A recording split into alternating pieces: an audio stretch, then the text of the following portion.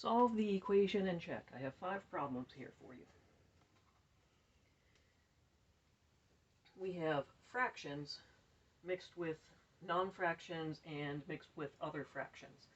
And some of the fractions have polynomials in either their numerator or denominator. Most of these are in the denominator.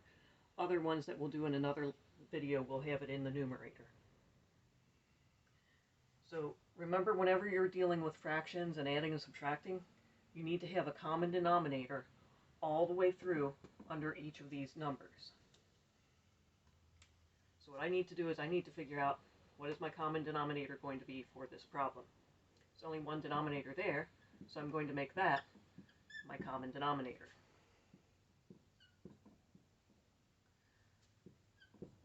So I'm multiplying by 5 over 5, because remember, 5 divided 5 is 1, so I'm multiplying by 1 essentially to get my common denominator. So now I have x over 5 minus 10 over 5 equals 45 over 5. One of the neat tricks, one of the handy tricks about doing this, getting your common denominator on both sides of the equal sign, is that once you have that common denominator, you can wipe it out. So now my problem is x minus 10 equals 45. That's easy enough to solve. I add the 10. And I'm getting x is 55.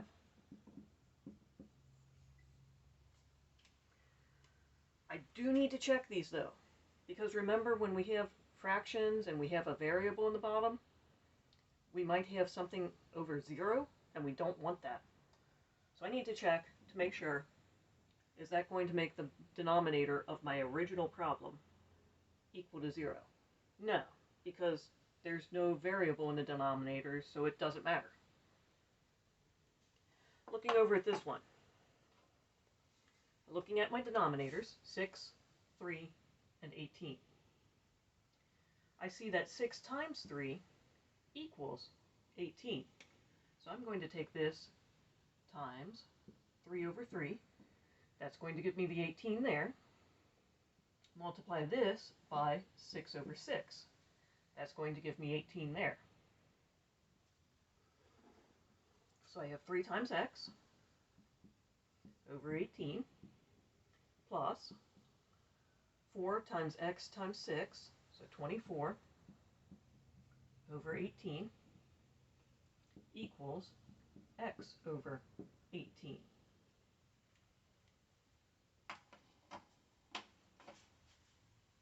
I have the same denominator on the entire problem, both sides of the equal sign. I am allowed to wipe that out. So now I have 3x plus 24 equals x. Solving, subtract my 3x. Cancels out over here, and I have 24 equals negative 2x. Divide the 2 out, take the negative with it. Divide the 2, take the negative with it, and I have negative 12 equals x. I have to check again with this problem. Is negative 12 going to make any denominator equal to 0? No variable there to plug it in, no variable there to plug it in, no variable there to plug it in. So I am good.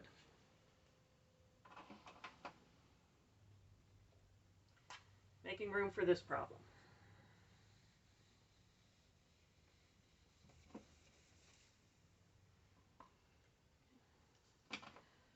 I see a denominator of y. I see a denominator of y. So my common denominator is going to be y. So I'm multiplying this by y over y, and I'm multiplying this by y over y. So this is giving me 6y over y plus 5 over y equals y times y, that's y squared, over y, minus 2 over y.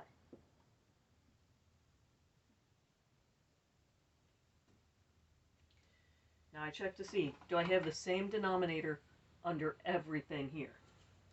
First fraction y, y, y, y. Yes. Since I have that, I am now allowed to wipe it out, and I have 6y plus 5 equals y squared minus 2. Looking only at the numerators at this point. I need to combine my like terms and move everything to one side of the equal sign. And I need to isolate y. So I'm looking at this. And I see I have y to the understood 1, and I have y squared. So typically, anytime you have a quadratic, if you have a y squared or an x squared term, you want to make sure that that is a positive term. So because this is a positive term, I want to move all of this over to there. So the 6y plus 5 gets moved over. So I have to subtract my 6y, subtract my 6y, subtract the 5, subtract the 5, and I have, this is all gone. I have 0 over here equals my y squared.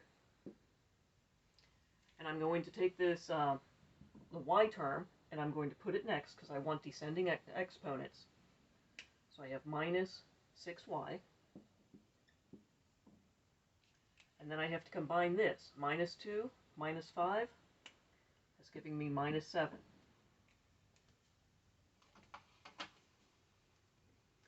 I have a quadratic. I can factor that. My a is equal to 1. So I can use my shortcut. The only way I can get 7 is multiplying 1 times 7. My signs are different. So 1 is positive, 1 is negative. My larger number is negative. So I have a positive 1 and a negative 7. Okay. So my shortcut says 0 equals x plus 1 times x minus 7. Using my shortcut there.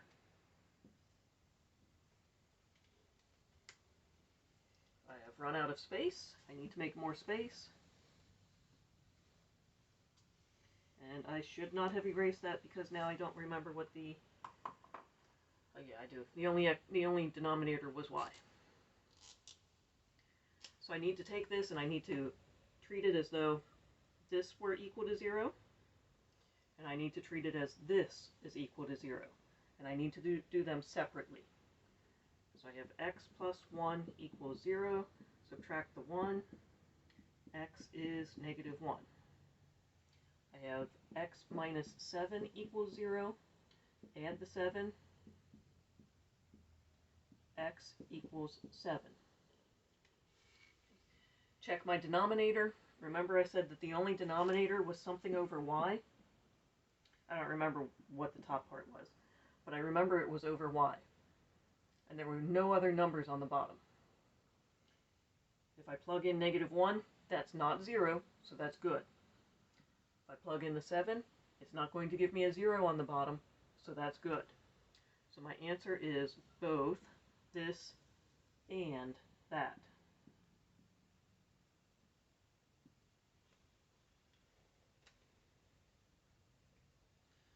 Looking at my last problem here, and then I have one up there to look at. So looking at my denominator, looking at my other side of the fraction, I know that I need to get that denominator over here to equal this.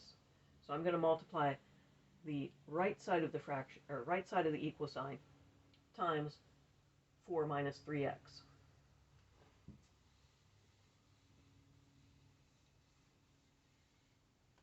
Oops. Did not mean to erase that.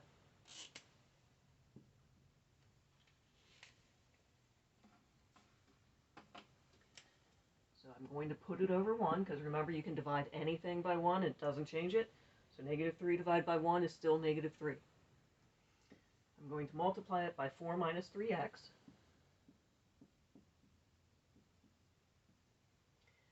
And because I want to multiply it by 1, I don't want to change it. I have to put that 4 minus 3x on both top and bottom.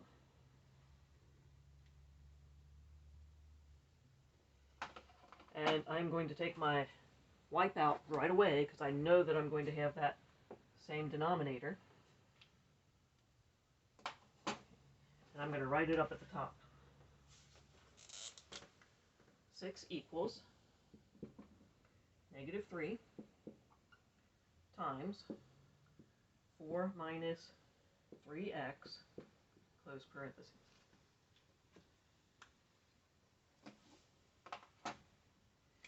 Distribute the negative and the 3 into there. So 6 equals negative 3 times positive 4 is negative 12. Negative 3 times minus 3 gives me plus. 3 times 3 is 9. Carry my x forward.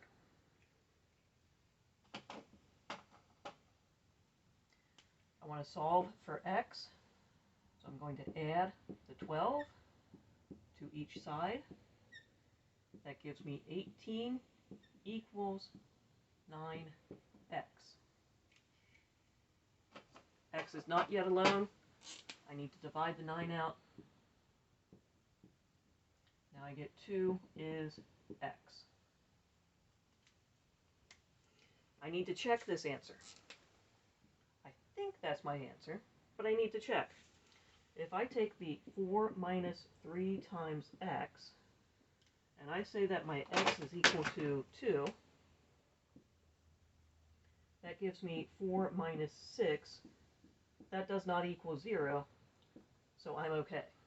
So yes, that is my answer. I have one more problem to do. 2y over y minus 2 minus 4 over y minus 2 equals 4. Make that bigger so you can see it.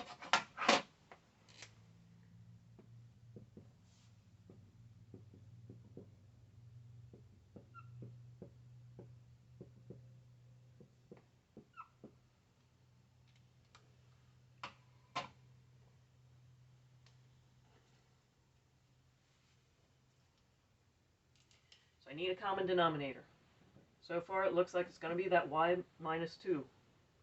So I'm multiplying this times y minus 2 over y minus 2. Let me clear this space up.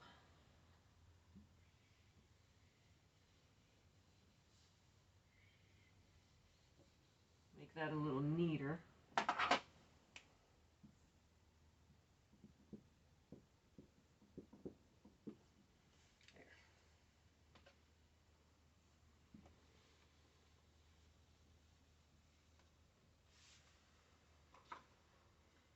So I have my common denominator all the way through both sides of the equal sign. I wipe that out. And I have 2y minus 4 equals 4 times y, so that's 4y. 4 times minus 2, that's minus 8.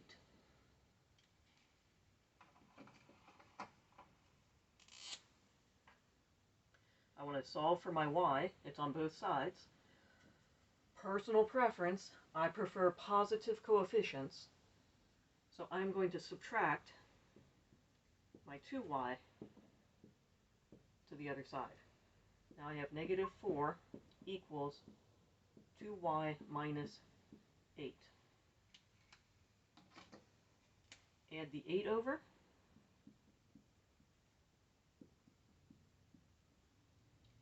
Negative 4 plus 8 is 4, equals 2y.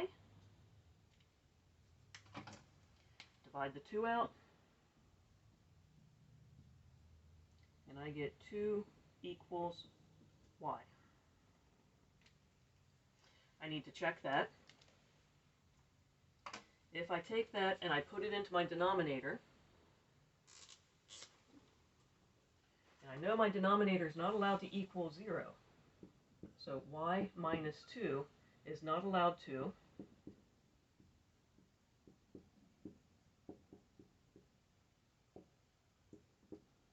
equal 0. So I take my 2 there, I plug it in, I get 2 minus 2, it equals 0. I got a problem. It's not allowed to equal 0, but it does equal 0. And that's telling me I can't use that, because that's going to give me an asymptote. That's going to give me a does not exist. You cannot compute that. So my answer for this is no solution.